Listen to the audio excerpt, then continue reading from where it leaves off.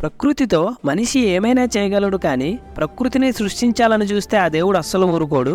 ఎందుకంటే మనిషికి అపారమైన జ్ఞాన సంపదలను ఇచ్చాడు కాబట్టే మనిషి ఎంతకైనా తెగించి ప్రకృతిని నాశనం చేస్తున్నాడు. నిజానికి దేవుడిచ్చిన జ్ఞానాన్ని మనిషి సరిగా యూజ్ చేసుకోగలిగితే ఇలాంటి కట్టడాలను బోల్డన్ని నిర్మించుకోవచ్చు. హలో గాయ్స్, నేను మీ సడన్లో రాజు, అందరూ మంచుకోవాలని అనుకుంటున్నాను. ఇప్పుడు మీరు చూస్తున్నది కూడా మనిషి నిర్మించినదే.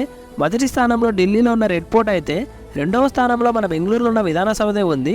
దీన్ని 1952లో నిర్మించారు. నిజంగా 500 కోట్లు ఖర్చు పెట్టి మరీ దీన్ని నిర్మించారు. లోపలికి వెళ్ళాలంటే ఎటువంటి ఛార్జెస్ లేకుండా మొత్తం తిరిగి రావచ్చు. అలానే లోపల విశాలమైన గదులు ఉన్నాయి. కర్ణాటకలో ఉన్న రాజకీయ నాయకుడైనా సరే ఇక్కడికి రావాల్సిందే. కర్ణాటకలో ప్రభుత్వం మాత్రం బెంగళూరుని ఎంతలా డెవలప్ చేశారంటే నిజంగా మాటల్లో చెప్పలేను, కానీ మన వీడియోస్ ద్వారా ఖచ్చితంగా చూపిస్తాను.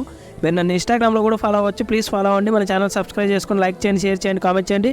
Love you all. Thank you so much.